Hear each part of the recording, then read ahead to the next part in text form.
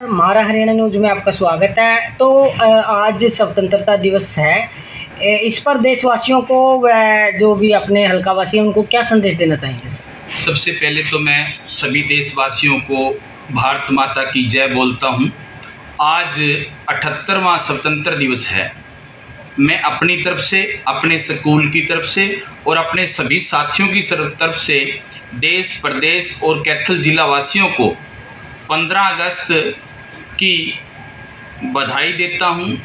और मैं आह्वान भी करता हूं कि जिस तरह से हम दिवाली का त्यौहार मनाते हैं उसी तरह से आज जो 15 अगस्त है, 15 अगस्त को भी हमें दिवाली के रूप में मनाना चाहिए।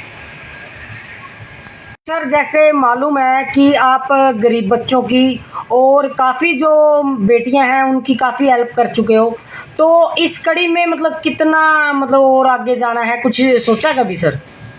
मैं तो कौन हूँ? हाँ जी। परमात्मा के जो आदेश होते हैं, भगवान के जो आदेश होते हैं, मैं उसकी पालना करता हूँ। कभी भी आदमी को अपने अंदर अहंकार नहीं पैदा करना चाहिए। मुझे इस लाइन में डाल दिया कि मैं गरीब बच्चों को शिक्षा दूँ, गरीब परिवारों को मैं पढ़ाऊँ, उन गरीब परिवारों को मैं पढ़ा रहा हूँ, शिक्षा दे रहा हूँ। मैं तो भगवान से यही प्रार्थना करूँगा कि मुझे और ज़्यादा बल और ज़्यादा शक्ति दें ताकि मैं ज़्यादा से ज़्यादा गरीब बच्चों को पढ़ा सकूँ। तो बहुत से लोगों में सर एटीट्यूड होता है। बहुत से लोग देखो अपने आप को तो बहुत ऊंचे पहुंचा लेते हैं, लेकिन किसी गरीब की, किसी बेसहारा की लाठी नहीं बनते। तो उन लोगों को आप क्या संदेश देना चाहोगे? मैं तो सभी को यही कहूँगा हाथ जोड़ के कि जीवन है बड़ा अनमोल। इस जीवन के अंदर हमें अपनी पहचान बना के जानी चाहिए। हमें पेड़े के नीचे पेड़ा बन के नहीं रहना चाहिए। हमें खुद स्वयं पेड़ा बनना चाहिए और हमें अपने लक्ष्य को लेके आगे बढ़ना चाहिए, क्योंकि जीवन दोबारा नहीं मिलता। जीवन मिला है तो जीवन के अंदर अच्छे कार्य करके हमें यहाँ से जाना चाहिए ताकि पीछे से हम याद कर सकें। मैं आपको बताना चाहता हूँ, आज 15 अगस्त है। आज के दिन हमारा देश आज़ाद हुआ था। भगत सिंह, चंद्रशेखर, उधम सिंह, राजगुरु, सुभाष चंद्र बोस, जिन्होंने देश को आज़ाद कराया, आज हम उनको याद कर रहे हैं। इसीलिए हम उनको याद कर रहे हैं कि जो आज हम सुख की सांस ले रहे हैं, उन क्रांतिकारी वीरों की वजह से हम सुख की सांस ले रहे हैं। तो हमें कुछ न कुछ अपने पीछे कोई ऐसे निशान छोड़ के जाने चाहिए ताकि पीछे की जो पीढ़ी है हमें याद करे।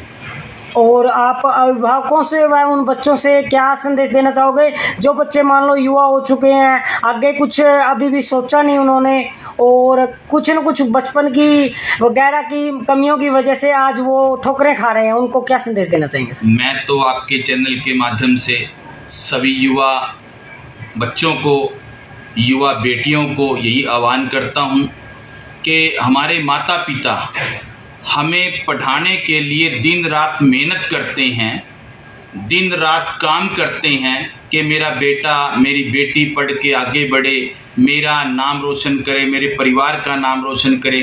खासकर जो युवा पीढ़ी है, बेटे हैं, बेटियां हैं, उनको मैं तो यही आह्वान करता हूं कि वो अपना लक्ष्य बना के आगे बढ़ें ताकि वो अपने जीवन का जो उद्देश्य है उसको पूरा कर सकें।